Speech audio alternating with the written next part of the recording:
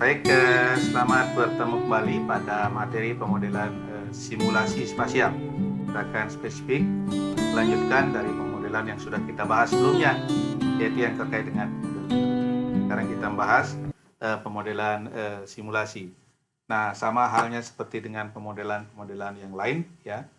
Kita pasti dalam pemodelan ini kita harus mengidentifikasi sejumlah variabel yang signifikan atau perubahan yang signifikan, ya. Ini sangat bergantung kepada pertimbangan kita, ketersediaan data spasial, dan juga pengetahuan kita terhadap masalah yang kita akan hadapi. Ya.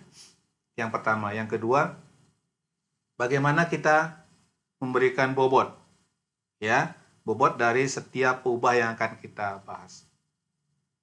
Nah, itu sesungguhnya pemberian bobot ini juga banyak dilakukan dalam analisis spasial yang menggunakan multi kriteria analisis. Ya, sebagai contoh misalnya pada saat kesehatan dari kita hidup, ya, ini fungsi dari udara bersih, air, dan makanan. Bobotnya mana yang lebih penting? Udara, air, atau makanan? Kita 15 menit nggak pun dapat udara bersih, pass away kita. Kalau air mungkin masih bisa bertahan sebulan sampai dengan 6 bulan barangkali, ya. Tapi kalau makanan juga bisa mungkin lebih panjang lagi, ya. Nah, itu dari segi ilmu kesehatan. Nah, sekarang mana yang paling tinggi bobotnya dari kualitas hidup itu, ya.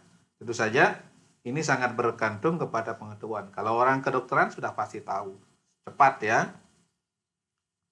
Udara pertama kali, kemudian mengikuti air, kemudian makanan. Nah, kalau kita bobotnya itu jika dijumlahkan sama dengan 1, berapa persen kira-kira udara ini?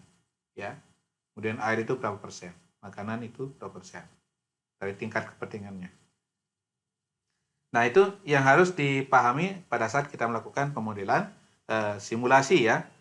Jadi pertimbangannya adalah ketersediaan data, ya, kemudian permasalahan yang kita hadapi dan pengetahuan kita, ya. Pengetahuan kita tidak hanya pengetahuan dalam kaitannya dengan basic teorinya, tapi juga pengetahuan yang terkait dengan keterampilan kita, ya. Jadi skill kita, ya, yang akan sangat mendukung dalam pemodelan simulasi ini, ya. Kita tahu ilmunya tapi nggak tahu praktiknya, nggak bisa juga jalan. Kita tahu praktiknya tapi nggak ada dasar teorinya, nggak bisa juga jalan. Makanya skill, makanya knowledge, skill, attitude itu penting dalam sebuah modelan atau pemecahan masalah. Sebagai contoh tadi yang saya ilustrasikan, hidup, ya, kita tergantung pada materi, tergantung pada udara bersih, ya, atau karbohidratnya yang disimpan di dalam tanaman, ya, yang kemudian kita panen, atau kualitas lingkungannya, ya. Ya, misalnya kayak orang Bogor, ya, dengan orang yang ada di Baduy gitu, ya, udaranya sama-sama bersih, airnya sama-sama bersih, misalnya di daerah Gunung Salak ini. Tapi tekanan pola hidup itu mungkin akan berbeda, ya, lingkungan, ya, itu yang menyebabkan juga kesehatan orang atau tingkat happiness index-nya juga kita bisa bangun menggunakan perkiraan spasial, ya. Nah, sebagai contoh misalnya mana yang paling penting, ya, kualitas hidup ini yang saya katakan sebagai mau jadi, ya, makanan sehat, ya, air bersih, atau udaranya, ya, mana yang paling penting, ya. Udara butuh oksigen dalam sekian menit hitungannya, air 8% dalam tubuh kita, ya, misalnya bertahan berapa hari. Makanan juga demikian, ya. Mana yang paling penting, itulah kita sebut dengan bobot. Nanti dalam modelan simulasi itu bobot itu sangat penting, ya. Salah satu ilustrasi juga misalnya pada saat kita di bidang pertanian atau bidang agroforestry, kehutanan misalnya, pada saat di agroforestry kita ingin mengembangkan lebah madu misalnya, apa saja yang harus dipertimbangkan, ya.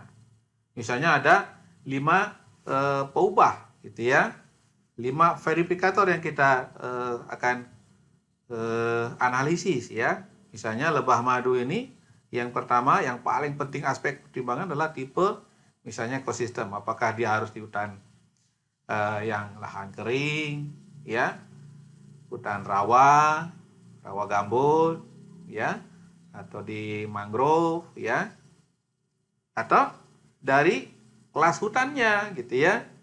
Yang kedua misalnya kelas hutannya, apakah hutan tanaman misalnya kita buat tanaman yang memang menghasilkan bunga yang banyak, misalnya tanaman kaliandra, ya, selain nanti suatu saat akan bisa dipanen misalnya. Kelas hutannya atau mahoni, apalagi yang menjadi sumber dari madu ini, ya, yang akan dikumpulkan oleh lebah, ya. Itu pupah yang ketiga apa? Misalnya elevasi, ketinggiannya pengaruh enggak? Ya, jangan apakah dia suka di daerah yang dataran rendah atau daratan tinggi, ya, atau di tengah-tengahnya, in between. Itu juga mungkin dipertimbangkan. Yang ketiga. Yang keempat, misalnya kelembaban, ya. Ternyata misalnya lebah madu ini suka yang hangat, gitu ya. Atau tidak terlalu dingin, tidak terlalu panas juga, itu kelembaban misalnya. Yang lain apalagi? Misalnya aspek, misalnya, ya. Arah lereng misalnya, arah lerengnya ternyata menginginkan matahari pagi, jadi dia inginnya aspek menghadap ke timur atau timur laut. Misalnya kalau kita di Bogor harus timur supaya dapat matahari, karena kita ada di selatan Katulistiwa, kan ya. Nah, berbagai aspek ini bisa dilakukan menentukan kesesuaian habitat dari lebah madu. Nah, akan sangat terkait dengan produktivitasnya, maka aspek-aspek ini bisa dibuat untuk membangun model kesesuaian habitat. Nah, ini semuanya dari kelima pubah ini tentu saja ini adalah data-data spasial, ya. Di ekosistem ada, kelas hutan ada, elevasi bisa diturunkan. Kelembaban bisa membuat dari isohiet, ya. Dari stasiun-stasiun pengamatan, gitu ya. Itu kita bisa hitung dari situ menggunakan isohiet. Aspek juga bisa diturunkan dari DEM atau dari kontur. Ya. Nah, dalam pemodelan simulasi ini banyak sekali selain produksi madu seperti yang saya katakan tadi, misalnya ada contoh-contoh lain yang bisa kita bangun, misalnya kualitas atau kuantitas dari atau produktivitas dari kemenyan, ya. Misalnya di sini sangat terkait dengan elevasi. Kan kemenyan banyak di Danau Toba, ya, di sana di sekitar Danau Toba. Suhunya di situ memang dataran tinggi, kemudian tanahnya, curah hujannya, vegetasi dan sekitarnya apa saja. Nah, ini adalah sangat tergantung kepada keahlian spesifik dari masing-masing yang memanfaatkan ilmunya, ya, dan ditambahkan dengan skill yang menggunakan teknologi sistem informasi geografis ini.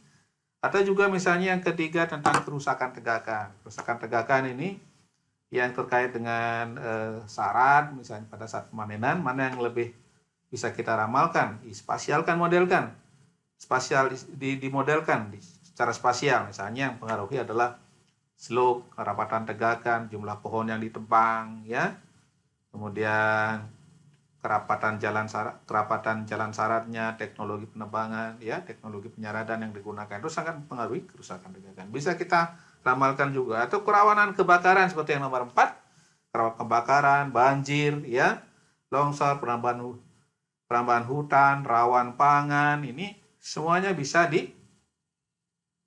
disimulasikan. Demikian juga selain kerawanan, ya, kerawanan terkait dengan peluang dan juga risiko, ya.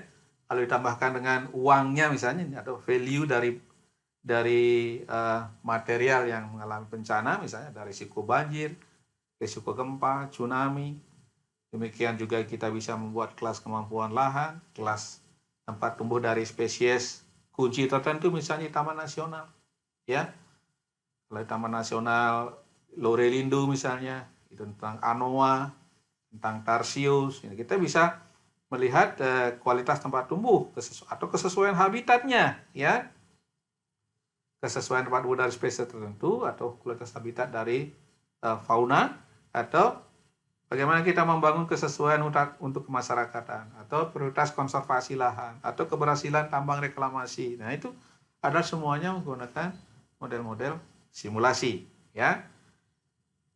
Nah, bagaimana menentukan bobot? Nah, menentukan bobot ini, ya, sesungguhnya ini yang kunci utamanya adalah bagaimana kita melakukan pendekatan ya berdasarkan apa yang kita miliki. Kalau misalnya datanya tidak ada, ya bisa menentukan bobot dengan cara professional judgment berdasarkan nanya ke ininya ya, ke pakarnya langsung ya. Misalnya tadi kalau untuk kualitas hidup tanya ke dokternya langsung ya, sebagai respondennya misalnya. Langsung sekian persen atau 0, sekian sehingga jumlahnya 1 atau melalui pendapat pakar ya. Kalau yang terkait dengan hutan kemasyarakatan misalnya bobotnya mana ya, bisa menggunakan wawancara preferensi dengan masyarakat. Biasanya masyarakat itu lebih suka apakah nanam hutan tanaman atau nanam karet ya, atau misalnya apa adanya seperti sekarang alami. Preferensi masyarakat dalam pengelolaan hutan misalnya. Atau yang paling kalau kita sebagai pembelajar ya, yang paling realistis ya, yang menggunakan pendekatan empiris itu menggunakan data yang sudah ada. Jadi datanya kalau yang terkait dengan hotspot ya kita punya data hotspotnya. Ya, terkait dengan kualitas hidupnya misalnya tergantung kepada berapa jumlah orang yang sakit. Atau sehat lingkungannya berapa yang kena depresi karena sakit jiwa karena tekanan lingkungan, ya. Atau yang terkait dengan longsor kita punya data longsornya. Tentang kebakaran kita punya data kebakarannya. Tentang pencurian ya, tentang banjir, tentang tsunami begitu. Itu kita bisa lakukan analisis ya.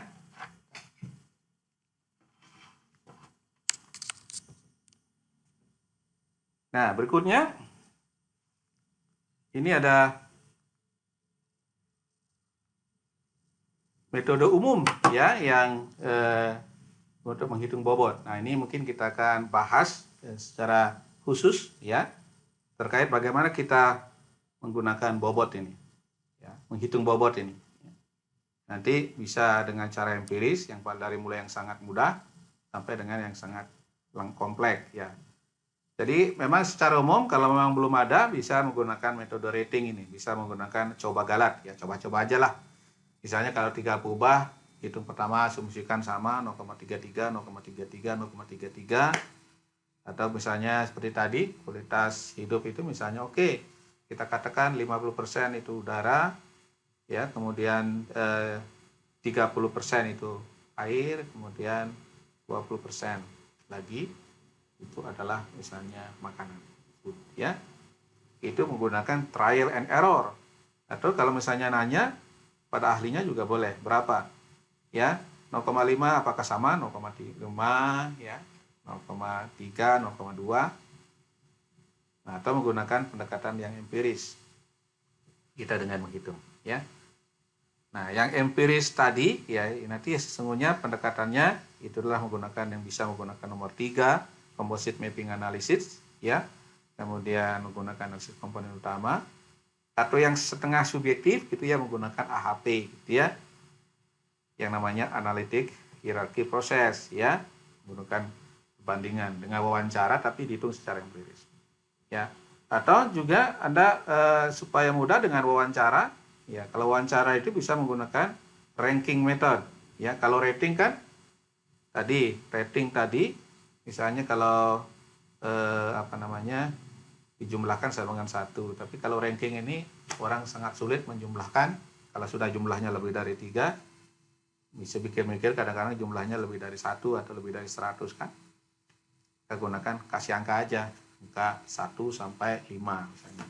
Dari mulai yang tidak penting sampai dengan sangat penting. Ini sama dengan AHP kira-kira begitu ya. Nanti kita akan bahas khusus. Tapi yang penting Anda tahu dulu nih ya. Penentuan bobot itu dengan cara rating ya, dengan cara ranking ya, kemudian composite mapping analysis dengan analisis komponen utama atau dengan cara AHP atau dengan cara lagi yang lain ya, metode regresi juga ada.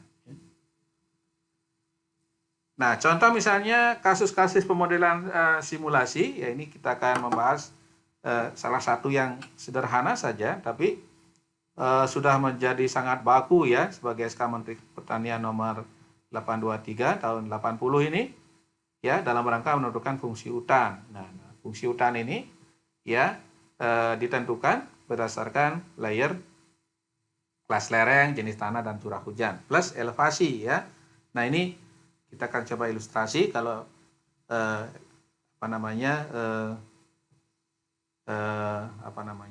kita akan coba nanti analisis ya menggunakan ilustrasinya adalah menggunakan tiga kubah ini ya, lereng, jenis tanah dan curah hujan. Ya, jadi yang mempengaruhi fungsi hutan itu ya, hutan lindung, hutan produksi dan hutan produksi terbatas ya. Ini di luar hutan konservasi ya, di sini hasilnya bisa 3, hutan lindung, hutan fungsi produksi terbatas dan fungsi bebas ya. Jadi ada slope ya, kemudian ada jenis tanah ya, kemudian curah hujan. Itu ininya. Layer yang diperlukan ya. Nah, kemudian di sini dia fungsi hutan ditetapkan berdasarkan skor. Jadi nanti ada skor lereng ya, skor jenis tanah dan skor curah hujan. Ya, jadi lereng itu kalau di ranking 1 ya kelas skornya. Kemudian bobotnya ini ada 20, 15, 10. Nah, ini dibuat tahun 80 sebelum teknologi sistem informasi geografis ya ini berkembang pesat. Ini skornya bobotnya tidak sama dengan 1 ya, tapi bisa juga dikonversi jadi kalau dijumlahkan supaya dengan 1 ini ya. Jumlahkan aja dulu semua 20, 15, 10, nanti kita bisa melihat rasionya. Jadi berapa persen ini yang ada di lereng, yang di jenis tanah berapa persen, dan curah hujan ya. Nah, ini dijumlahkan. Nah, ini untuk mendapatkan skor-skor total ini kita memerlukan data kelas lereng ya. Jadi kalau lerengnya yang datar 08 itu di kelasnya adalah kelas 1, kemudian kelas 2, 3, 4, 5 ya. Kemudian kalau dikalikan dengan 20 sebagai bobotnya, maka 1 ini jadi 20, 2 jadi 40 gitu ya. Jadi langsung dihitung skornya. 3 jadi 60, 4 jadi 80, dan 5 jadi 100. Kalau di kelas jenis tanah, ya dari mulai ini kepekaan terhadap erosi yang digunakan, dari mulai yang tidak peka sampai dengan sangat peka, ya juga kelas 1, ya, dikali-kali 15 menjadi 15. Kemudian yang kelas 5 menjadi 75 gitu ya, karena faktor pengalinya atau bobotnya jadi 15. Demikian juga kelas curah hujan. Di sini curah hujan ya per hari hujan ini ya, milimeter per hari hujan rata-rata tentu saja ya. Di kelas 1 ianya yang sangat rendah, yang di bawah 13 ya 0,6 mm per hari hujan rata-rata tentu saja itu 1 kali 10, kemudian yang 2 kali 10, demikian juga. Jadi maksimumnya minimumnya 10, maksimumnya 50. Nah, ini kita ini termasuk kelompok yang namanya yang disebut dengan pemodelan simulasi. Ini secara review saya kembali lagi dari 3 kubah ini. Jadi kita punya 3 kubah ya. Dari mulai kelas lereng, kemudian kelas tanah, kepekaannya terhadap erosi, dan kelas curah hujan.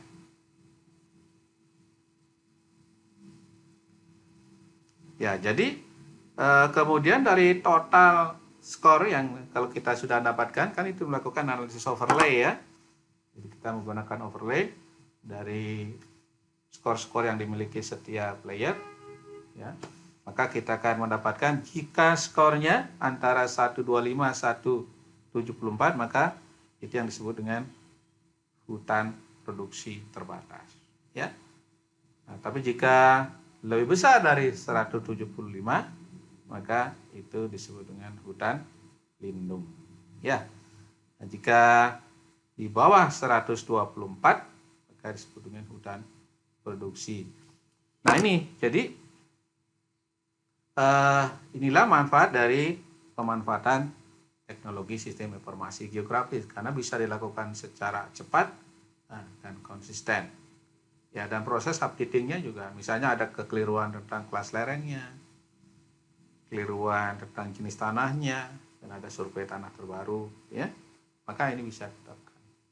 Bisa digunakan, ya, teknologi sistem informasi geografis ini secara cepat, konsisten, murah dan mudah, ya.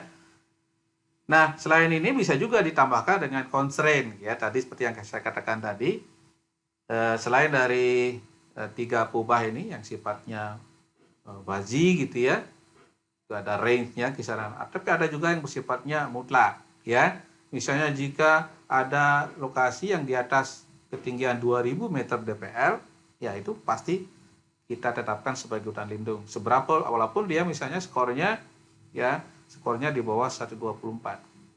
Ya, tapi kalau sudah elevasinya sangat tinggi di atas 2000 meter DPL, maka itu mutlak, itu namanya constraint. Demikian juga jika semua di situ arealnya punya lereng di atas 45 derajat, ya semua otomatis itu juga constraint. Ya, langsung mutlak tidak diperkenankan sebagai hutan produksi, dia harus hutan lindung. Demikian juga kalau seandainya erosinya semuanya di situ sangat peka terhadap erosi, ya itu juga menjadi constraint. Ya, nah ini contoh misalnya ini adalah contoh dari kelas lereng. Nah, di bagian kanan dari tabel ini, ya, nah bisa lihat di sini sudah ada tabel yang namanya deskripsi dari keterangan kelas lerengnya, ya. Kemudian kelas lerengnya sendiri, ya, persentasenya juga ada, ya. Kemudian juga di sini sudah bisa dikalikan langsung dengan skornya, ya, kelas lerengnya itu sini. Ya. Jadi di sini ada kelas lerengnya dikalikan dengan 20 kan langsung 2 kali 20. Tadi kan bobot lereng itu kan 20 ya, maka dia dapat 40. Jadi dengan mudah dengan operasi tabular saja ya. Demikian juga ya untuk ya ini kelas lereng. Demikian juga misalnya jenis tanah ya. Jenis tanah dari peka, di sini agak peka, sangat peka, gitu kan. Di sini ada kolomnya juga, ada kelas jenis tanahnya juga, kemudian ada juga skor jenis tanahnya ya kali 15 itu ya tadi. Kemudian juga ada ini tanahnya, ada juga curah hujan. Nah ini hasil interpolasi ya, interpolasi ini juga kita punya ininya, punya kelasnya ya, dan punya skornya, skor intensitas curah hujan ya. Ya, nah, jadi setelah melakukan operasi spasial ya baik identity maupun menggunakan yang disampaikan sebelumnya ya, boleh menggunakan identity atau union dari kelas lereng, kelas jenis tanah dan kelas curah hujan, maka selanjutnya kita bisa melakukan operasi tabular ya. Nah, operasi tabular ini ya dilakukan ini ya, pertama kita tambahkan saja field ya, field baru misalnya tipenya adalah long integer ya, untuk menghitung apa? Untuk menempatkan total score ya. Total score, kemudian di sini kemudian ditambahkan lagi ya teks tentang fungsi hutanan. Fungsi hutan dalam bentuk format teks.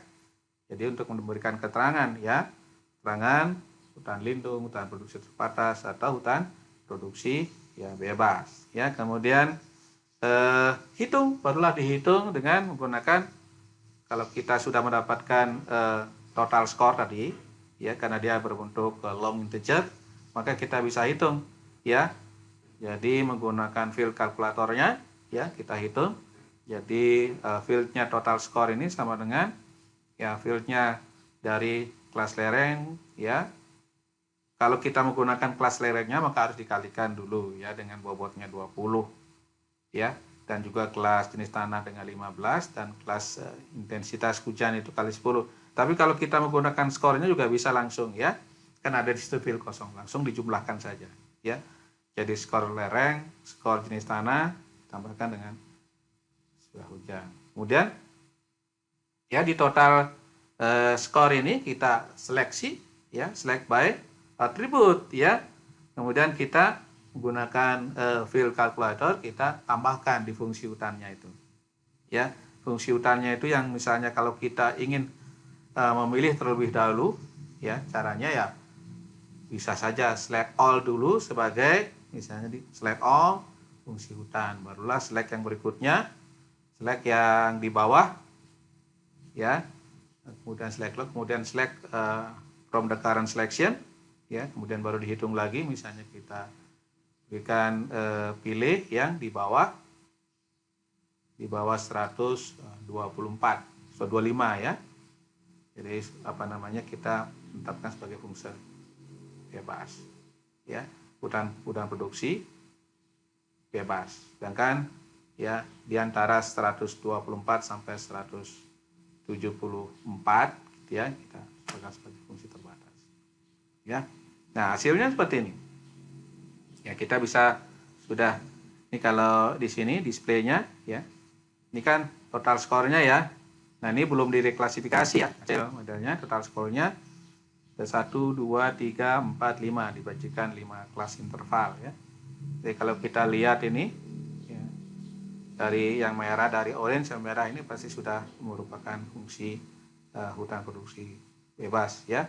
Itu di bawah 120 ya. Nah, ini yang 121 sampai 140 ini in between ya. Tapi masih fungsi hutan produksi di sini. Nah, kalau kita lakukan tadi reklasifikasi ya, jadi seperti yang saya jelaskan tadi, range total skornya, ya, ini isi dalamnya, total skornya. Nah, dari total skor ini kita menentukan fungsi hutan. Nah, sini kita tambahkan, sini ini kan kita add tadi operasi total skor sama fungsi hutannya kita tambahkan di sini ya melalui query by attribute ya, kemudian kita hitung ya. Ya, tambahkan fungsi hutannya. Nah, kita di sini total skornya kita pilih di sini, total skornya lebih kecil sama dengan 124. Nah, kita pilih di sini. Kemudian kita di field dari fungsi hutannya kita tambahkan field kalkulator ya, namakan misalnya hutan produksi tetap. Ya. Nah, jadi gitu ya. Sini kita tetapkan hutan produksi tetap dari total skor yang di bawah atau sama dengan 124. Nah, kemudian kita pilih lagi ya, di antara yang lebih besar 124 N, di sini kita gunakan N ya, dan di bawah atau sama dengan 174. Nah, kita tetapkan di sini sebagai fungsi hutan produksi terbatas. Kan gitu ya. Nah, ini gini. Nah, ini mudah dilakukan. Nah, sisanya situ pasti menjadi hutan lindung yang di atas sama dengan 175 ya. Nah, kita akan mendapatkan hasil klasifikasinya seperti ini ya. Nah, jadi kalau ini adalah mestinya yang biru pekat, ini hutan lindung, tapi ada juga masih hutan produksi terbatas. Nah, kalau kita hasil lihat ini ya, inilah menjadi scatter ya, scatter di sini. Tapi nanti kita perlu memahami juga bagaimana kita melakukan generalisasi. Yang pentingnya, kenapa? Supaya itu nggak scatter begini, kan sulit kan melakukan delineasi, dan sulit juga mengambil kebijakan secara operasional, ya. Karena ini kan kita menghitung by pixel atau polygon by polygon, ya. Nah, ini kita sudah mendapatkan, ya, baik secara spasial maupun atributnya kelihatan sini. Ya, ini kelas-kelasnya. Nah, sini juga ada atributnya. Ya. Nah, jika kita diperlukan menghitung luas, ya, luas hutan lindung atau fungsi hutan di setiap kecamatan pada provinsi, maka kita bisa melakukan overlay selanjutnya, misalnya per batas kecamatan atau batas desa bahkan ya ada. Nah, ini nanti kita bisa melakukan summarize ya, misalnya kita punya nama kecamatannya, kita overlay kan yang ada di daerah puncak ini ya, bisa menggunakan union misalnya. Ya, kalau kita sudah dapatkan union keduanya, ya, maka kita bisa menghitung luasnya. Ini kan luas dalam hektarnya ada. Nah, setiap kali operasi spasial Anda harus menghitung ulang ya.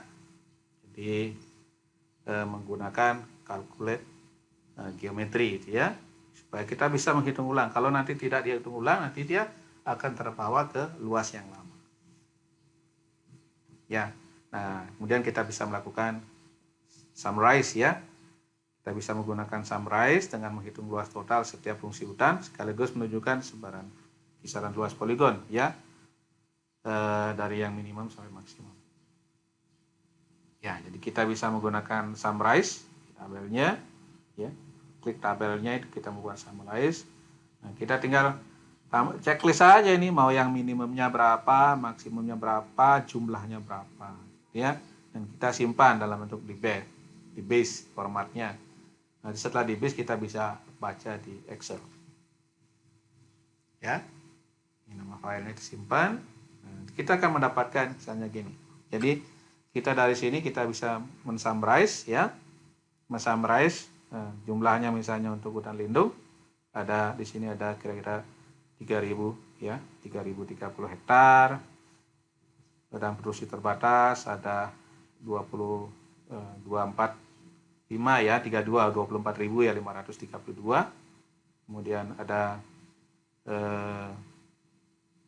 hutan produksi yang tetap ya, itu ada 8.500 ya, ada 85.000 ya, 85.500. Itu berapa sih?